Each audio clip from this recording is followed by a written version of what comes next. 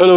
Welcome back ulit sa ating YouTube channel. So ngayon mag-update tayo dito sa may Naik View kung ano na nangyari doon sa mga kuryente, yung mga poste na ginagawa at yun parang 3 weeks ata tayong hindi nakapasyal dito.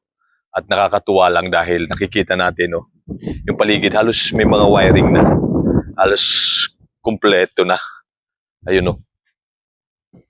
So kulang na lang talaga niyan yung mga wire. Kumbaga may ano na ng power supply. Ayun no, ilipat nga natin yung camera. Ano, halos may mga power supply na, may mga transformer na ayun papunta doon no. At dito paunti-unti talagang ang dami ng tao.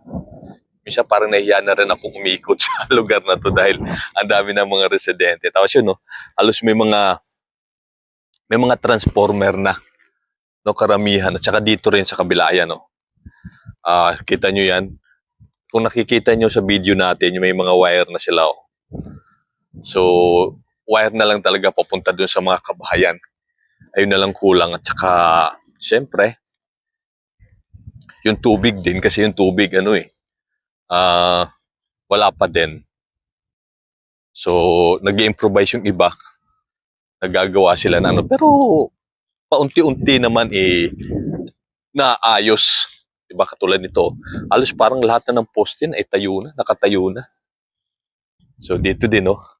Dito bukas makalawa, baka magulat tayo. Meron na ring na-relocate dito. 'Di ba? So kasi halos gawa na oh. Pero nga kasi ayun lang problema dahil sabi nga ng lokal dito, parang tigil muna yung pag-ano ng relocation gawa ng kailangan ma-provide muna yung mga facilities sa mga pabahay. So yun lang hindi natin alam kung ano yung magiging desisyon nila at magiging sitwasyon. So sa ngayon, ito yung update natin, no? At nakikita na natin na malapit na talaga sila magkakuryente. So nakakatuwa sa mga residenteng nandito na kasi magkakakuryente na sila. Ayun ang the best, 'di ba? Magandang balita. Dito sa kabila, alam ko may mga na-relocate na rin dyan eh. So ayun oh, itatap na lang yan, may mga wire na eh oh. Parang may mga nakatira na rin ang iba dito. 'Di ba? So maganda na. At saka nagiging lively na yung lugar kasi ang dami ng tao. Ang dami ng mga nare-relocate, ang dami ng nalilipat. Kaya halos parang gandang hapon po. Gandang hapon. So ayan, dito sa kabila, ayan oh. 'Di ba? Kita niyo yung mga poste ng Meralco na yan oh. Halos may mga transformer na ayun oh. Sa kabila. Halos kumpleto na. Dito katulad dito, ito na yung dito yun. Kakakuryente na, malapit na. Sa ngayon, nakita nyo, yung kuryente nila, tap pa lang yan. Parang ASAB meter nga, nakikikabit sila kung saan meron may kuryente. Kung sino man yung nag-provide, makikita nyo rin doon sa kabila. Alas kumpleto na, paikot na. Tapos dito rin sa kabila. Diba?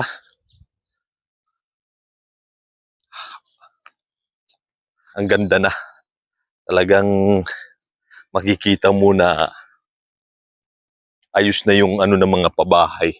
Kunti na lang ito katulad ito yung facilities. Originally ito dito, ito na yung mga facilities dito. Dito yung school, talipapa, palengke, kung ano man.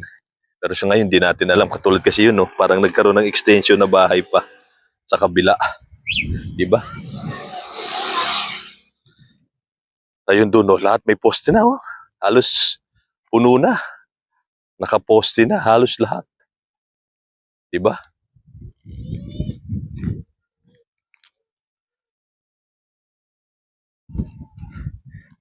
So, konting kimbot na lang. Konting kimbot na lang, may kuryente na sila. Hindi na nila kailangan pang, tawag dito, makikabit dun sa may kuryente. Tapos yung tubig, sana hopefully maayos din, no? Karoon na sila ng tubig na galing talaga dito sa developer. itong pabahay ng gobyerno.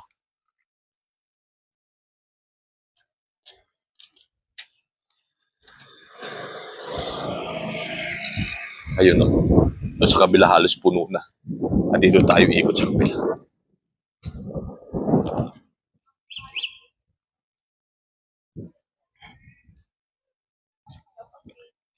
Gandang hapon po.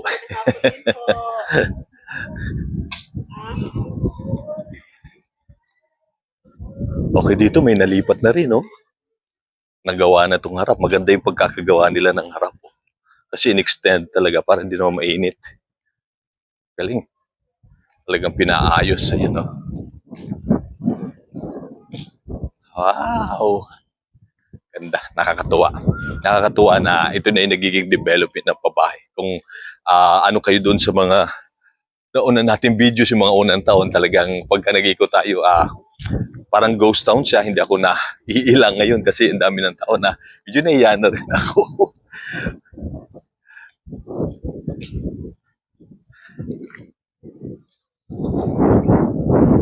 O yan, no? Kompleto na, oh. Konti na lang. Kasi dito, yung nakatira dito, talagang masinop magtanim, oh. Diba?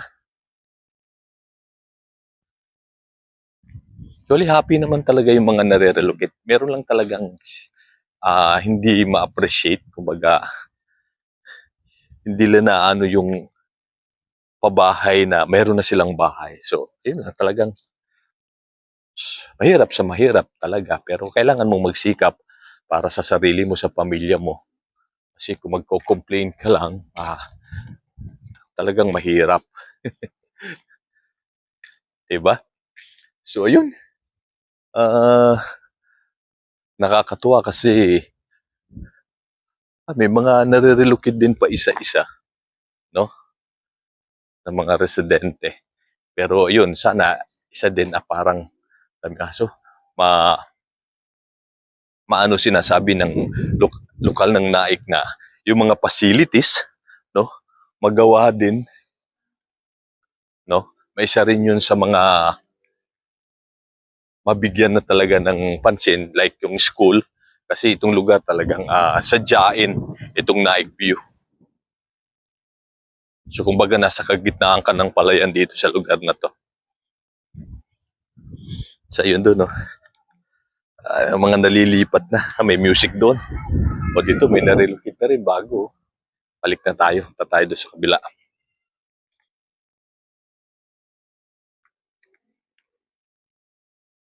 Dito talagang may mga paisa-isa na mga nare-relocate na tumitira. Like ito dito. Bagong na-relocate na naman yun sila kuya. Tapos, ayan, itong harap natin. Itong lot 1, ito sa unahan, meron na rin, meron na rin.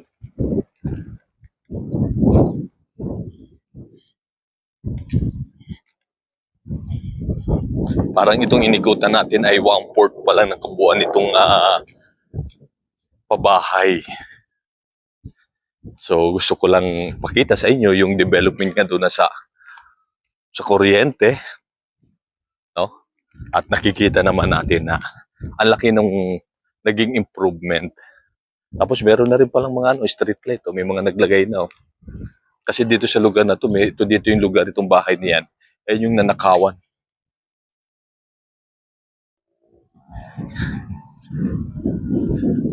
So dito, sa akin maganda rin lugar to, lakas ng hangin dito. So dito, ang original dito ay school. Sana mangyari yun.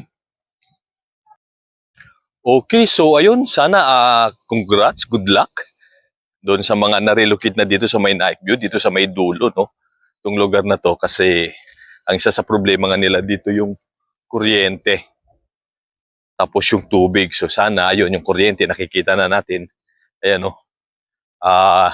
Nandiyan na sila, kumbaga talagang totoo na. Nangyayari na. Kasi kawawa talaga yung mga nare-relocate kapag walang ilaw. Buti na lang malakas ang hangin ngayon at saka malamig kahit mga March na kasi nga may amihan uli. Kaya nakakatuwa, hindi ganun kainit. Pero talagang kung talagang umano na yung araw dito, kawawa yung mga residente dito pagka walang kuryente. Lalo sa gabi, di ba? Ayun yung isang problema ng mga nano. Pero sa ngayon, ayan na naman na. Halos ayos na. Kikita nyo yung mga poste. Ayun, no? Di ba? Kita nyo? Kaya nakakatuwa. So, ayun yung update natin dito sa Naik View. Sana nabigyan ko kayo ng konting tawag dito pangimagas ng konti sa lugar. Pero ayun, kikita nyo, halos may mga poste na talaga. Halos kompleto na nakikita na natin sa taas. So, yun, tapos may mga wire na. Okay, maraming salamat sa mga walang sawang sumusuporta sa ating YouTube channel, sa mga nagsasubscribe. Maraming salamat po sa inyo.